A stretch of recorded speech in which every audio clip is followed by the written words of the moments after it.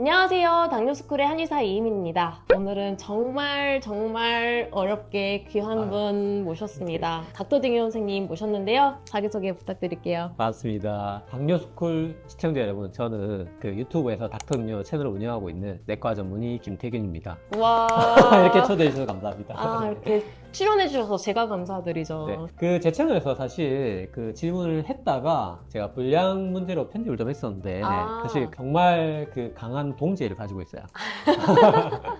제가 2018년 즈음에는 정말 의학처는 거의 없었거든요. 맞아요. 네, 그때부터 저도 보고 있었습니다. 네, 그 당뇨스쿨에 언젠가는 제가 나가겠지라는 생각을 하고 있었는데 드디어 제가 출연하게 됐습니다. 맞아요. 저도 네. 2018년에 당뇨스쿨 처음 시작했을 때 네. 그때 비슷한 시점에 시작하셔가지고 네. 그때부터 서로 보고 있다가 올해 처음 이렇게 제가 먼저 출연하고 이렇게 또 귀하게 모셨습니다. 오늘 정말 좋은 말씀 부탁드릴게요. 아유, 근데 네. 당뇨스쿨에서 뭐 영상이 너무 많아가지고 과연 안 한 게 있을까? 제가 뭐 더 드릴 말씀이 있을까 싶긴 한데. 있죠. 제가 정말 여쭤볼 게 너무 많은데 네. 환자분들 입장에서 궁금하실 것도 많고 저도 사실 궁금한 게 너무 많은데 네. 네, 고르고 골라서 몇 가지만 골랐습니다. 일단은 궁금해하실 만한 게 공복혈당, 식후혈당 둘 다 잘 잡히면 좋은데 사실 답답한 게 식후혈당만 안 잡히기도 하고 공복혈당만 안 잡히기도 하잖아요. 그럴 때 어떻게 하는지 닥터딩 선생님만의 또 노하우가 있는지 그걸 좀 말씀해 주시면 좋을 것 같아요. 좀 나눠볼게요. 네. 식후는 괜찮은데 공복만 안 잡힌다. 네, 그런 분들 많죠. 네, 사실 이제 가장 많은 경우에 고민에 해당할 수가 있을 것 같은데 이게 공복이 오르면서 식후가 그 다음에 오르기 때문에 공복이 오르는데 식후는 괜찮다는 건 뭔가 내가 조절하고 있을 가능성이 많아요. 둘 다 올라야 정상이에요. 공복이 높은데 식후는 그쵸. 안 오르기가 힘들거든요. 그쵸. 네, 보통 공복이 오르면 식후도 오르기 때문에. 네. 그래서 이 경우는 다양한 경우가 있겠지만 뭐 예를 들어서 뭐 어제 잠을 못 잤다든지 뭐 야식을 많이 먹었다든지 이렇게 해서 그날만 유독 또 공복 다음날에 높아지는 경우도 있을 수는 있겠지만 그쵸. 대부분의 그 질문을 이 영상을 보시는 고민을 가지고 있는 많은 분들은 공복도 높고 식후도 높은데 식후를 조절하고 있을 가능성이 저는 많다고 보고 그 경우라면 이제 네. 결국은 완전 정상 혈당이 당뇨 전 단계가 되고 당뇨 전 단계가 당뇨가 되는 게 공복이 점점 올라가는 케이스거든요. 네. 그래서 그 말은 당뇨는 당뇨 전 단계로 점점 낮춰야 되고 당뇨 전 단계는 정상 혈당으로 내려가야지만 결국 공복이 떨어지는 거고 그 노력은 지금 무언가 어쨌든 식후를 내가 조절하고 있으니까 내려갔다는 얘기일 거기 때문에 네. 그 노력을 계속 하시다 보면 결국은 공복이 내려가게 되습니다. 당화혈색소 내려가는 거랑 결국은 같은 원리라고 생각이 들고 공복이 식후가 내려가는 그 노력이 결국은 식단, 운동, 체중 감량이잖아요. 네. 세 가지 노력을 지금 하신 거기 때문에 식후가 조절되는 거로 보고 그 노력을 하면서 결국 시간이 걸립니다. 하다 보면. 네네. 근데 이제 그 세 가지 노력 중에서 가장 공복과 관련이 많은 건 결국 체중이거든요. 내장지방이 결정적이고 결론 말씀드리면 이제 내장지방을 빼면서 시간을 기다리면 내 공복이 서서히 내려가게 돼 있고 다만 그게 이제 무조건 정상 공복 혈당까지로 내려가느냐라는 걸 보장하기는 조금 힘들 수 있어요. 그래서 아주 극초기 예를 들어서 뭐 우리가 보통 이제 5년으로 봅니다. 네. 당뇨가 발생한 시점부터 5년까지는 그래도 체성분에 최대한 노력을 하면 공복 혈당이 100 미만으로 두 자리로 내려가는 걸 기대해 볼 수 있다고 하고 그런 게 이제 소위 말해서 여러분들 잘 아시는 골든타임이라고 할 수 있고 골든타임 안에 들어가서 내가 지금 식후 혈당을 조절하려는 그 노력을 쭉 하시면 좋을 것 같고 하다 보면 공복혈당도 낮아진다. 네네. 두 번째가 이제 공복은 괜찮은데 식후만 높은 그쵸. 경우고 네. 이 경우는 뭐 너무 간단하죠. 공복이 정상이라는 전제가 지금 깔려 있는 거기 때문에 네. 그거는 당뇨 전 단계도 아니라는 얘기거든요. 그 식후만 높은 게 이제 예전에는 이거를 이제 표현할 수 있는 방법이 없었어요. 내당능 장애라고 하기도 하잖아요. 내당능 장애 그 식후만 높은 분들도 있긴 하죠. 네. 그 당뇨는 그런데. 네네. 근데 대부분 공복이 올라갑니다. 그쵸. 보통은 당뇨 전 단계면. 근데 요즘에는 이제 혈당 스파이크라는 용어가 있기 때문에 그야말로 이분들이 당뇨 전 단계조차 아닌 혈당 스파이크 환자가 되겠고 그 내당능 장애하고 조금 다른 게 뭐냐면 그거는 식후 2시간 기준입니다. 물론 이 영상을 보시는 분들이 공복 혈당이 정상이면서 식후 2시간만 또 뭐 140이 넘는 그런 분도 계시겠지만 거의 없습니다. 거의 웬만하면 1시간째 피크가 올라갑니다. 당뇨 전 단계조차 아닌 분들이면서 혈당 스파이크가 있는 분들은 네. 그게 접니다. 네, 제가 공복혈당 식후 2시간 완전히 깨끗합니다. 당화혈색소, 공복혈당 식후 2시간 완벽한 정상입니다. 근데 식후 1시간 제가 200이 넘어요. 이걸 뭘로 표현하자는 거죠? 옛날에는 이걸 표현할 말이 없었다는 거죠. 근데 요즘에 혈당 스파이크라는 용어가 있으니까 그러니까 쉽게 얘기해서 그 고민을 가지고 계신 거의 대부분 99%는 혈당 스파이크 환자라고 생각합니다. 근데 이 경우는 이제 앞에 설명을 다 했기 때문에 네. 쉽죠. 그야말로 정말 운동, 식단, 체중 감량을 하면 되는 거거든요. 근데 혈당 스파이크만 있는 분들 아주 적은 노력으로 정말 뭐 거꾸로 식사법 약간 하고 뭐 밥 약간 줄이고 네. 내지는 밥 먹고 나서 조금만 걸어주면 이 정도는 잡히거든요. 그쵸, 그쵸. 아주 쉽게 잡히거든요.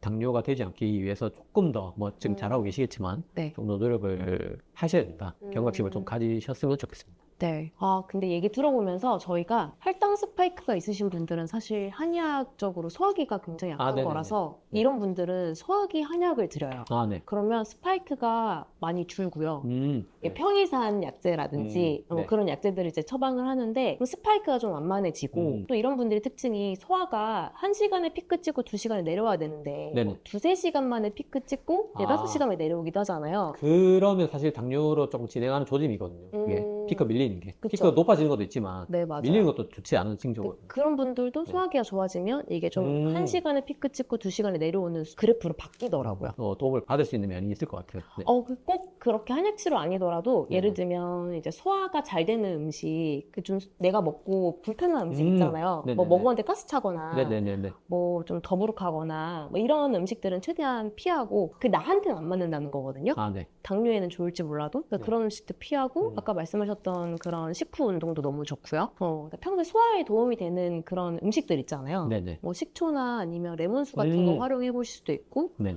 근데 그렇게 하면 소화기가 조금씩 나아지고 근데 식후에 간식 안 먹는 것도 저는 추천드려요. 그런 분들은. 오히려? 네. 왜냐면 식사를 네. 하고 간식도 먹으면 소화기가 비워지는 시간이 없기 때문에 밥을 먹고 간식 좀 웬만하면 좀 끊어서 위장이 좀 쉬고 소장으로 넘어가는 이게 마른 시간을 당뇨하고 조금 다른 거죠. 근데 마른 당뇨 환자분들이 좀 이런 경향이 있어가지고 그러니까 그 식후만 확 뛰는 네. 혈당 스파이크만 있는 네. 사람 치료인데 마른 당뇨에도 좀 적용해 볼 수 있고 그쵸. 그럼 그런 말씀. 오히려 마른 당뇨인 분들이 소화 기능이 떨어지기 때문에 방금 이야기 나눴던 증상들이 오히려 더 많이 나타납니다.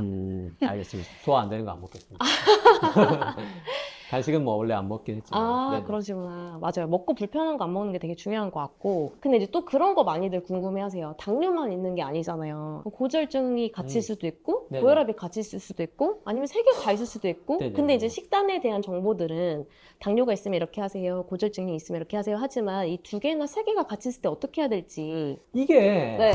진짜 좋은 질문입니다. 진짜 딱 정리해 주세요. 정말 궁금합니다. 진짜 좋은 질문이고 이거를 정말 제가 정말 많은 채널에 나갔지 않습니까? 네네. 이 질문을 한 채널이 없었어요. 그러니까 당뇨 스쿨이 그만큼 대단하다. 당뇨에 대한 정말 진중한 고민을 했구나. 근데 진짜 환자분들이 궁금해 하시거든요. 네네. 이거에 대해서도 영상을 한번 찍을까도 생각했지만 여기서 한번 정리를 해 보도록 좋네요. 하겠습니다. 그러면 네네. 이제 닥터 니 선생님이 최초 네네. 정리해 주시는 말씀이십니다. 그러니까 제가 전하고자 하는 한 가지 메시지는 뭐냐면 네. 다르지 않다. 음. 정말 이걸 말하고 싶어요. 그러니까 당뇨 환자가 좀 먹는 거에 대한 강박이 너무 큰 것 같고 그렇죠. 네, 고혈압, 고지혈증 환자는 좀 뭐랄까 너무 적은 것 같아요.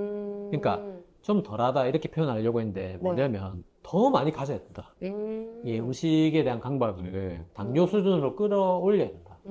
그렇게 좀 말씀드리고 싶어요. 왜냐면 일단은 그 두 가지 측면이 있어요. 그러니까 대한당뇨병 학회 그 홈페이지에 가면 네. 그 지침이 있거든요. 음식 네. 지침이 있잖아요. 네.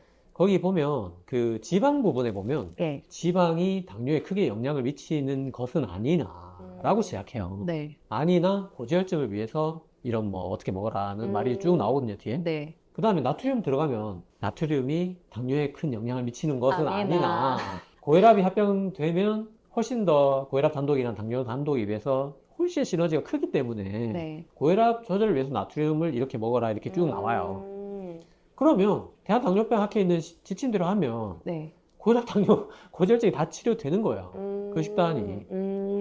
그 고혈압 식단 봐도 대시 식단이잖아요. 그쵸, 크게 그쵸. 다르지 않아요. 크게 다르지 않고 뭐 고지혈증 식단 마찬가지고 다 비슷합니다. 그 비슷하다는 말은 건강한 식단이라는 것이 무언가 크게 다르지 않다는 거고 네. 실제로 그런 걸 다 모아놓은 식단들을 의학용어로 메디테리언 라이크 다이어트라고 하거든요. 그러니까 지중해 라이크 식단 이란 뜻이고 그게 지중해식, 그 다음에 대식, 그 다음에 마인드 식단 요 세 개를 합쳐서 메디테리언 라이크 다이어트라고 하는데 이것들이 이제 고혈압에도 좋고 당뇨에도 좋고 고지혈증에도 좋은 것들이 다 임상 논문으로 다 밝혀져 있어요. 네. 그러니까 하나에만 좋게 만들 수도 없고 네. 하나에 좋으면 나머지도 좋다는 거죠. 그 내용도 복잡하지 않습니다. 뭐 간단하게 오늘 이 시간에 그냥 딱 정리하면 네. 첫 번째 그 복합 탄수화물. 네. 얘는 이제 정제 탄수화물 먹지 말고 통곡물로 먹어라. 대신에 이제 양은 조금 조절해야 되고 예. 그 다음에 식이섬유 최대한 많이 먹어야겠죠. 네. 그러니까 채소는 최대한 많이 먹고 해조류랑 버섯도 꽤 많이 먹어라. 뭐 이 정도 정리하면 될 것 같고 그 다음에 단순당은 천연당으로 먹고 첨가당 끊어라. 천연당이 이제 과일하고 우유, 유제품, 뭐 그릭 요거트 이런 거 포함해서 네. 그런 거 적당히 드시고 뭐 과일 적당히 드시고 네. 첨가당, 네. 빵 과자, 아이스크림, 콜라 네. 끊어라. 다 공통되는 말이죠. 그쵸, 당연히. 그쵸. 네. 네. 그 다음에 단백질은 조금 이게 기름이 많거나 탄수화물이 많을 수 있어요. 그래서 그런 게 적은 좀 양질의 단백질. 그게 이제 생선, 달걀 흰자, 두부, 살코기 뭐 이런 걸로 충분히 먹어라. 네. 그다음에 지방은 탄수화물로 똑같습니다. 탄수화물 아까 정제 탄수화물 대신 그 통곡물로 먹고 이제 양을 어느 정도 제한해라. 지방은 포화지방 대신 불포화지방을 먹고 양을 어느 정도 제한해라. 똑같습니다. 불포화지방이 오메가3, 오메가9. 오메가3는 생선하고 들기름, 네. 오메가9는 올리브랑 아보카도. 아. 네, 적당히 어느 정도 제한해서 먹으면 되고 견과류 약간 뭐 조금 드시면 되는 게 끝이에요. 이게 이제 그냥 의사들이 균형 잡힌 식단으로 먹으라 했을 때 이게 답니다. 이거 이상이 없습니다. 네, 그냥 다 정리한 거고 여기서 조금 베리에이션을 주자면 네. 고혈압 환자는 나트륨 조금 줄이고 당뇨 환자는 과일과 우유 조금 줄이고 고지혈증 환자 특히 그 LDL만 높은 네. 고 LDL 콜레스테롤 혈증 환자는 뭐 불포화지방 조금 줄이고 뭐 요 정도 선이지 크게 다르지 않다. 너무 명확하게 정리가 네, 되는데요. 요런 면이 그러니까 한 가지고 음식마다 다르지 않다는 게 한 가지고 네. 그 내용이 동일하다는 거. 그 다음에 기여도가 있겠죠. 음식이 식단이 고혈압, 당뇨, 고지혈증에 기여하는 면이 있겠죠. 네. 그것도 고혈압이나 고지혈증이 당뇨보다 적지 않아. 근데 당뇨 환자는 음식에 완전 미쳐버릴 것 같고 왜냐면 고혈압- 먹으면 올라가니까요. 그렇죠. 혈당이 바로바로 눈에 맞습니다. 보이잖아요. 네네. 근데 우리가 뭐 밥 먹었다고 혈압이 착 오르고 이러진 않잖아요. 재보지 않기도 하고 네네. 고지혈증은 잴 수가 없잖아요. 가족용으로. 고지혈증은 보통 그 LDL 콜레스테롤 같은 경우에 한 달 단위로 바뀐다고 네. 했어요. 그러니까 순간적인 변화는 당연히 없죠. 그쵸. 네, 한 달 뒤에 그 정도로 이제 느리게 변하는 거고 혈압도 거의 뭐 하루 단위로 변하는 건데 네. 혈당은 밥 먹는 순간 그냥 로켓 그쵸, 발사하니까 그거가 무서워 보이는 건데 사실은 그 기여도가 적지 않다는 거예요. 그렇게 보임에도 불구하고 고혈압에서 식단이 당뇨보다 덜 중요하지 않고 심지어 고지혈증 같은 경우에는 고지혈증이 물론 이제 생활 습관으로 노력으로 콜레스테롤 줄일 수 있는 부분이 적긴 해요. 네. 생활 습관이 적다는 거지. 이 생활 습관 안에서 운동이나 체중 감량은 퍼센트가 더 적거든요. 그러면 그 생활 습관만 봤을 때는 식단이 거의 90%예요. 콜레스테롤은. 이게 이제 뭐 다른 체질이나 뭐 호르몬이나 이런 거에 대비해서 좀 적다는 거죠. 생활 습관이. 생활 습관 그 안에서 봤을 때는 식단이 대부분을 차지하네요. 그러면 식단이 가장 중요하죠.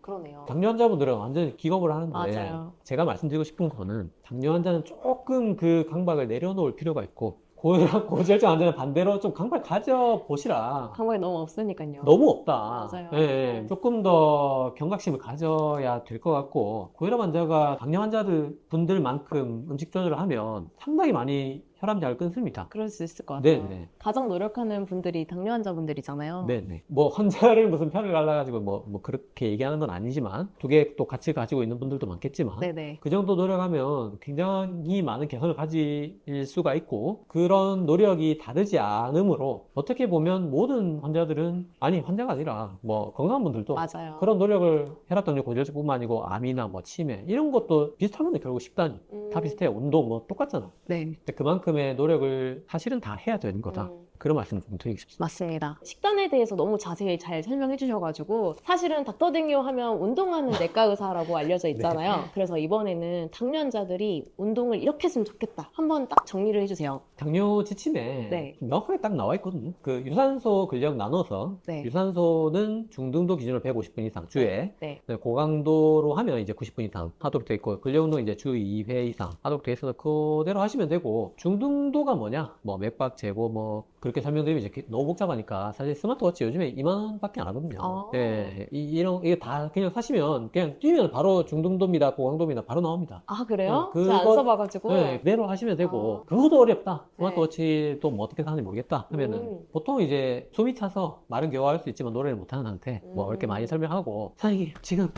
잘 영상이 잘 찍히고 있습니까? 이 정도 되게 하면 되는데 그것도 모르겠다. 그러면 보통 이제 그 운동 정도는 알지 않을까요? 네, 운동 안 해보신 분들은 네. 최대한 빠른 걸음, 내가 할 수 있는 최대한 빠른 걸음 내지는 이제 천천히 달리기, 요즘에 슬로우 조깅도 네, 유행하니까 맞아요. 그 정도면 대부분 운동 안 해보신 분들은 존투에 들어가요. 중강도에 음. 들어가니까 운동 많이 하신 분들은 이걸로 안 되긴 하는데 네. 요즘에는 좀 러닝이 많이 좀 붐이어서 뭐 한 3분의 2 정도는 그 정도 하시면 존투에 들어간다. 중강도다.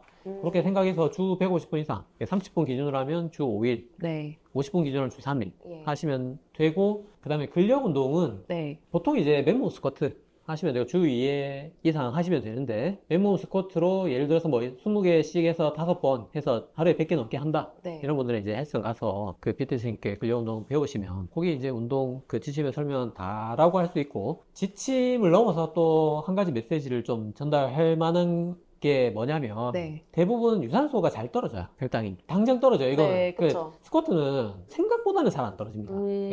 유산소만큼은 아닙니다. 이게 조금만 달리면 진짜 200 넘던 것도 순식간에 확 떨어지거든요. 근력 운동은 좀 그렇지 않아서 역시 또 등한시하게 되는데, 물론 이제 이것도 체질마다 좀 비만 당뇨 같은 경우에는 유산소에 조금 더 비중을 둬야 되고, 맞아요. 마른 당뇨 같은 경우에는 조금 더 근력 운동에 비중을 주시면 좋은데, 그런 거 다 떠나서 근력 운동은 조금 뭐랄까 내 몸에 그 현금 저장소를 쌓는 느낌으로 이거는 눈앞에 혈당을 쫓지 말고 좀 결국 이제 당뇨가 허벅지와 뱃살의 싸움이라 하듯이 혈당에 눈앞에 떨어지는 그것만 보지 마시고 내 미래의 어떤 당화혈색소를 떨어뜨리는 저장소, 그다음에 근육이 많으면 또 기초 대사량도 올라가니까 네. 저절로 다이어트가 조금 뭐 약간의 차이긴 하지만 네. 좀 더 되기도 하고, 밥 한 숟가락도 나중에 더 먹을 수 있으니까 나중에 또 마른 당뇨 얘기하겠지만 뭐 당장 혈당 떨어지는 거에 연연하지 말고 좀 긴 안목으로 네. 근력 운동도 해주시면 좋을 것 같습니다. 맞아요. 결국은 둘 다 같이 병행하는 게 굉장히 중요할 것 같습니다. 또 비유를 해주셔가지고 역시 닥터딩 선생님 하면 또 비유를 잘해주시잖아요. 설명을 아주 쉽게. 감사합니다.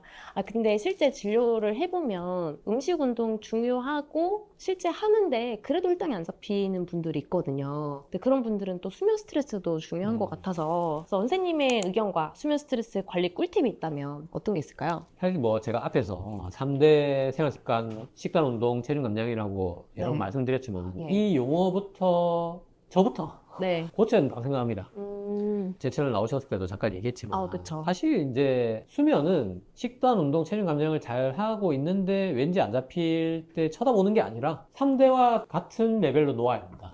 4대로 불러야 맞다고 생각하고, 네. 실제로 뭐 사람마다 물론 이제 수면이 잘 되고 있는 분들은 뭐 3대가 더 중요할 수 있겠지만 네. 어떤 사람에게는 어떻게 보면 식단, 운동, 체중 감량이 아무 소용이 없는 게 만드는 정도의 위력을 발휘하는 게 어떻게 보면 수면 부족이나 뭐 스트레스라고 생각하거든요. 네. 수면 부족이 혈당을 올리고 당뇨 조절을 안 되게 만드는 거는 너무나 명확하고요. 그게 뭐 잘 아시겠지만 이제 U커브라고 해서 네. 7시간 반에서 8시간 사이 그 정도에서 이제 최적의 혈당 조절 보이고, 네. 그보다 많거나 적으면 이제 당뇨도 많이 생기고 또 당뇨 환자 혈당 조절도 안 되게 만드는 그게 이제 수면의 요인이라고 할 수 있고, 하지만 이제 많은 건 좀 애매해요. 많은 분들이 뭐 그러면 10시간 자던 사람이 당뇨 생길까봐 수면을 좀 줄여야 되냐, 이거는 이제 그렇게 말하기는 쉽지는 않아요. 이게 네. 상관관계가 있는 거지 인과관계는 아직까지 입증되지는 않았거든요. 실제로 뭐 이제 역인과관계 이런 것들이지 않나 이렇게 추정하고 있고, 오히려 네. 그래서 많이 자고 나면 일부러 뭐 건강을 챙기기 위해서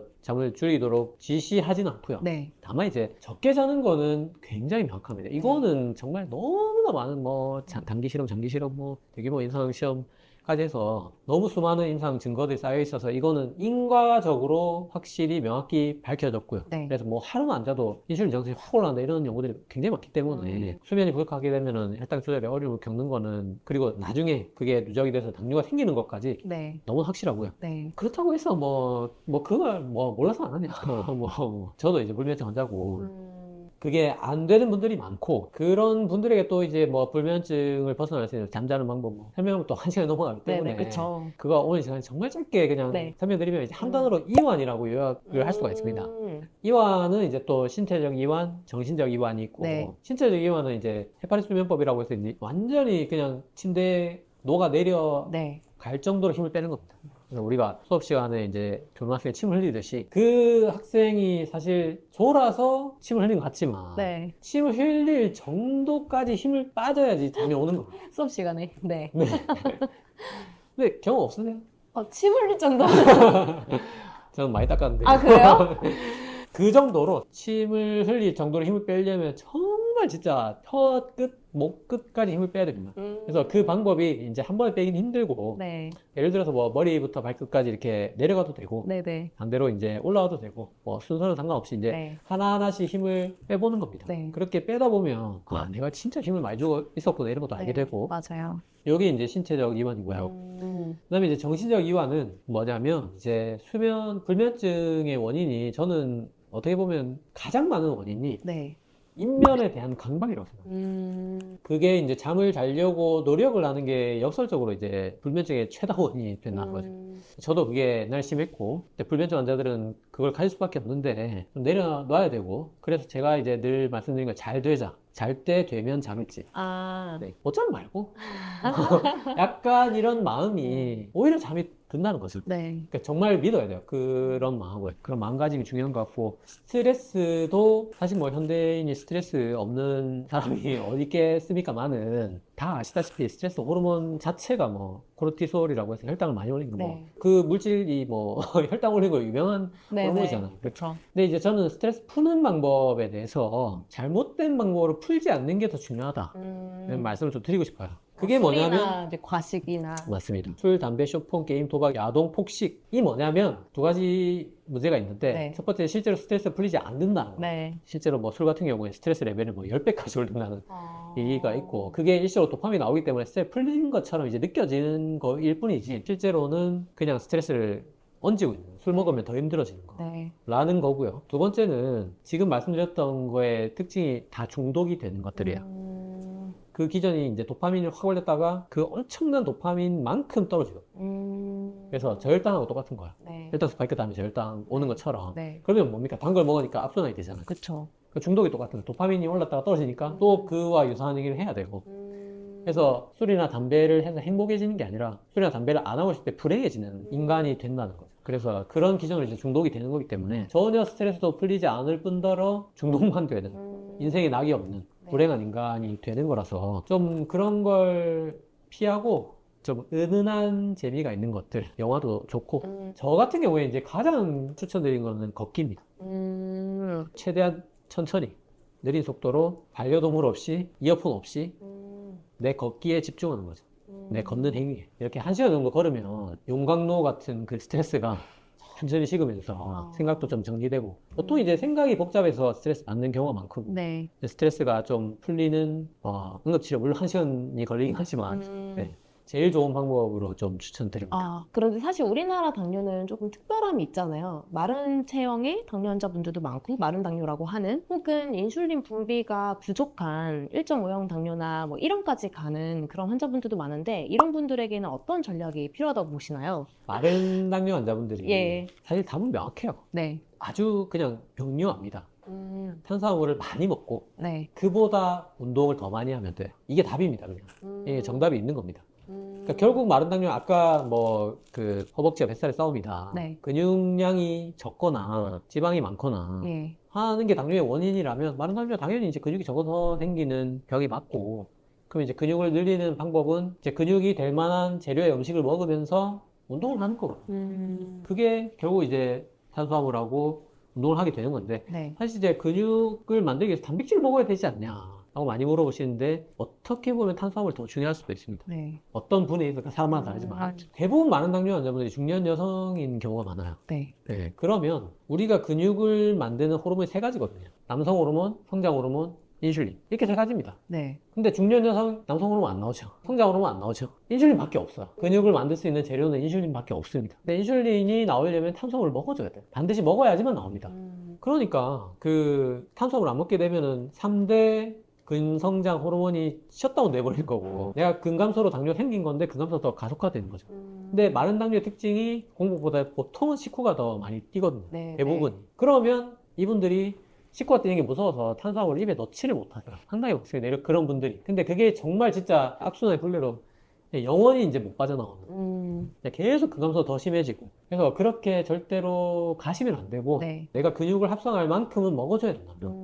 단백질 물론 충분히 드셔야 되고, 네. 그래도 우리가 그 자기 칼로리 대비 뭐 탄수화물 먹는 양이 있잖아. 네. 그 정도는 먹어줘야 된다. 그냥 충분히 먹어주고, 물론 이제 통곡물에 복합탄수화물에 소화나 혈당을 천천히 올릴 수 있는 그런 탄수화물 위주로 드시면 더 좋고요. 네. 거기에 특히 근력 운동으로 웬만하면 커버됩니다. 당뇨가 상당히 진행한 분들은 또 안 될 수가 있겠죠. 네. 그럴 때는 이제 탄수화물 먹어서 너무 그냥 미쳐버릴 것 같은데 이게 당이 올라서 그게 좀 괴로우시면 잠깐 약의 도움을 좀 받아도 돼요.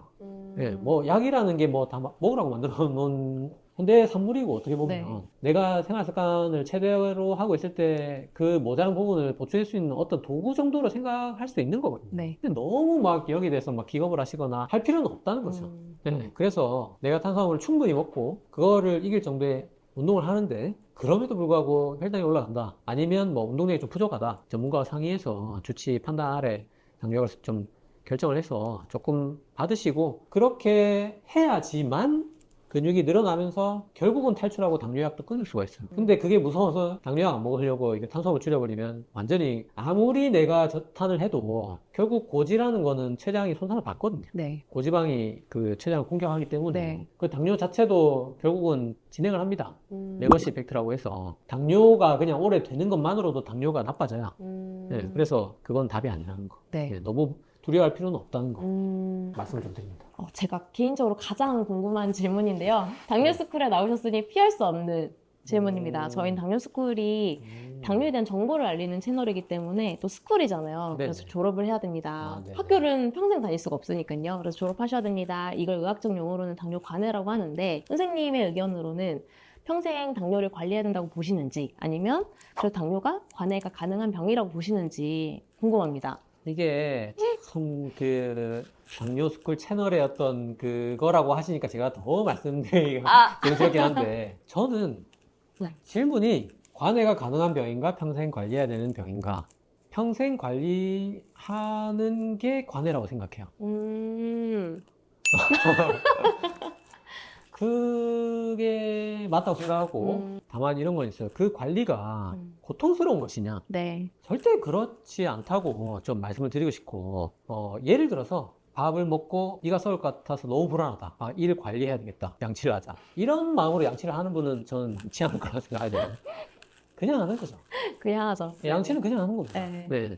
이런 게 이제 소위 말하는 습관인데 처음에는 뭐 3대, 4대 뭐 수면이 뭐 노력의 여 부분이 적다면 3대로 봤을 때 뭐 네. 예를 들어 식단, 운동, 체중 감량 여기에 처음에 습관을 들이기 위한 노력은 굉장히 크겠죠. 네. 힘들겠죠. 고통스럽겠죠. 관리에 대한 생각도 있을 거고 합병증도 무섭겠죠. 네. 근데 결국은 이게 습관이 되고 하게 됩니다. 뭐든 뭐 운동이든 식단이든 처음이 잠깐이 괴롭지 어떤 습관, 좋은 습관을 만드는데 평균 66일 2달 정도 걸린다 하거든요. 네. 생각보다 길지 않습니다. 그걸 졸업이라고 본다면 2달 정도 걸리는 셈이고요. 평생 관리하는 게 익숙해지는 시간? 뭐 예를 들어서 아까 말한 골든타임이 몇 년 안에 뭐 내가 어느 일정 기간 동안 노력해서 완전히 당뇨를 탈출했다는 그런 걸 관해로 볼 수도 있겠죠. 네. 그러면 그분은 평생 관리 안 해도 되느냐? 그런 건 아니죠. 네네. 마찬가지로 그러면 당뇨 전 단계에는 노력해야 되고 뭐 혈당 스파이크 노력 안 해도 되냐? 혈압, 당뇨, 고지혈증이 전혀 없는 사람은 노력 안 해도 되나? 식단, 운동, 체중 감량은 다 하셔야 됩니다. 전혀 치명계 위험 인자가 전혀 1도 없는 술도 안 하고 담배도 안 하고 가족력도 없고 혈압, 당뇨, 고지혈증 전부 완전히 정상 레벨이어도 해야 돼요. 이 관리는 누구나 하는 겁니다. 그래서 이틀 약사님 채널 아세요? 네. 정말 항상 오프닝 멘트로 못 고치는 병은 없습니다. 못 고치는 습관만 있을 뿐입니다. 그 말이 정말 명언이라고 생각해요. 맞아요. 진리라고 생각하고 맞아요. 내가 이게 결국 해야 되는 건데 당뇨가 걸렸기 때문에 조금 빨리 해야 된다. 내지는 조금 더 해야 될 동기가 늘어났다. 이 정도로 생각하면 되지. 나는 당뇨가 아니었으면 그러면 운동 안 할 사람인가? 그렇지 않거든요. 네, 당뇨여도 해야 되고 네. 당뇨 아니어도 해야 되는데 당뇨가 됐기 때문에 그걸 내가 조금 더 해야 될 강한 동기가 생겼다 정도로 생각하시고 내 습관을 조금씩 고쳐보시면 이게 익숙해지고 편해지고 굉장히 자연스럽게 할 시간이 올 거고. 네, 맞아요. 맞아요. 이게 사실 졸업하면 그러면 관해되면 관리 안 해도 되냐 그런 건 아니잖아요. 네네. 네, 원래 하고 있던 거는 이렇게 쭉 하는 게 맞아서 네. 저도 최근에 습관 하나 바뀐 게 있거든요. 네. 저녁밥 먹고 3-4시간 금식. 물 외에는 금식. 맞아요. 철저하게 금식. 이게 저번에 제철에 네. 나와서 본인도 어려우시다고 말씀하셨던데. 맞아. 그때 어렵다고 말씀드렸는데 네네. 그 뒤로 노력해서 그래도 하고 있어요. 그러니까요. 달력에 체크해서 탁상 달력에다가 네네. 했는지 안 했는지 동그라미 X, 세모 이렇게 해가지고 하는데 그게 처음 어려울 때랑 습관이 들었을 때랑 좀 느낌이 어떻더라고요. 처음에는 이게 내가 진짜 말만 하고 환자분들한테 네네. 하라고 말만 하고 내가 못하니까 좀 약간 미안한 마음도 있고 그랬는데 지금은 그때는 되게 어려웠는데 지금은 좀 할만해지고 그러니까 안 찾아져요 음식이. 네네. 그냥 습관이 되더라고요 이게. 안 먹으면 그냥 안 먹는 거야. 음. 네. 그 정도까지 아직 가깝진 않고요. 네, 어쨌든 습관이 걸린 66일이라고 하니까 66일 동안 잘 습관 만드셔가지고 평생 가져가시길 바라겠습니다. 그런데 또 환자분들이 평생 당뇨약 먹는 게 아무래도 좀 부담되다 보니까 스스로 단약도 하시기도 하고 그래서 갑자기 확 안 먹었다가 또 오르면 또 놀래가지고 확 드시기도 하고 네, 이게 기준 없이 하는 경향이 좀 있으시더라고요. 그래서 물론 주치 선생님이랑 상의를 하는 게 맞지만 그 단약을 한 알이라도 끊고 싶다 이런 니즈가 좀 있으신 것 같거든요. 그래서 그런 분들이 좀 어떨 때 단약을 스스로 이렇게 하셨으면 좋겠다 이런 가이드가 있을지 주의해야 될 팁이 있을지 궁금합니다. 당뇨약을 대하는 마음가짐 음, 이런 거에 대해서 조금 양극단으로 치우치신 분들이 많은 것 같아요. 예를 들어서 너무 약을 부정하거나 네, 무서워하거나 네. 뭐 기피하거나 명백히 당뇨인데 뭐 이 정도는 괜찮다고 스스로 부정하시거나 그런 분도 너무 많으신 것 같고 네. 약이 뭐 어떻게 나를 뭐 이제 약을 안 먹으면 큰일 날 사람으로 만드는 것 같은 걸로 인식을 한다든지 그럴 이유도 없고 네. 그런 것도 아니고 반대로 또 약에 너무 의존해서 맞아요. 생활 습관을 너무 등한시하는 약 먹으니까 네네. 인슐린 맞으니까. 네네. 그래서 너무 그렇게 양극단으로 생각하지 말고 올바른 자세는 뭐냐면 네. 약이라는 것은 생활 습관을 제대로 해보고 그래도 안 되는 부분에 대해서 도움을 받는 것이다.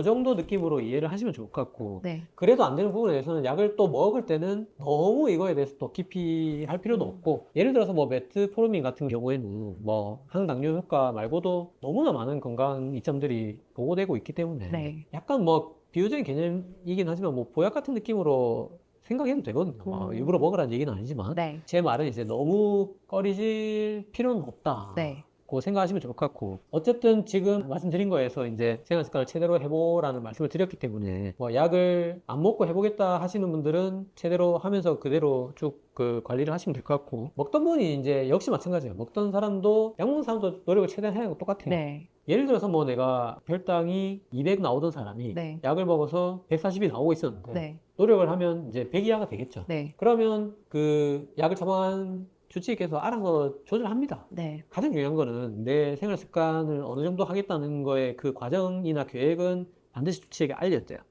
약을 끊을 때는. 뭐 예를 들어서 뭐 살을 한 10kg 빼고 오겠습니다. 오늘부터 뭐 달리기 1시간씩 하겠습니다. 이거 반드시 알리세요. 그러면 이제 저혈당 얼마나 약들 빼니까 결국 약을 줄이거나 감량하는 데서 위험한 거 저혈당이거든요. 맞아요. 네, 저혈당이 진짜 뭐 큰일 날 수도 있기 때문에 네. 이제 저혈당이 좀 덜 오는 약으로 바꾼다든지 이런 거를 알아서 그 계획을 알리면 주치의가 알아서 조절을 하니까 충분히 상의를 하고 이제 그 계획대로 쭉 수행을 하시고 이제 본인도 이제 혈당을 조금 더 자주 재야죠. 네. 본인이 뭔가 단약을 하거나 약 개수를 줄이려고 이제 노력하는 구간에는 그런 정도 주의하시면 그런 약을 끊는 포인트에서는 뭐 이제 저혈당 주의하는 정도 알리는 정도 주의하시면 되고 그보다 마음가짐이 약을 먹는 분들도 최선을 다해야 되면은 차이가 없다. 네. 그런 말씀 드리고 싶습니다.